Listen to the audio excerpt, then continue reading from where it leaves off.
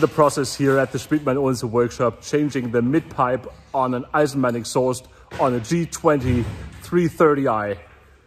That's gonna sound great.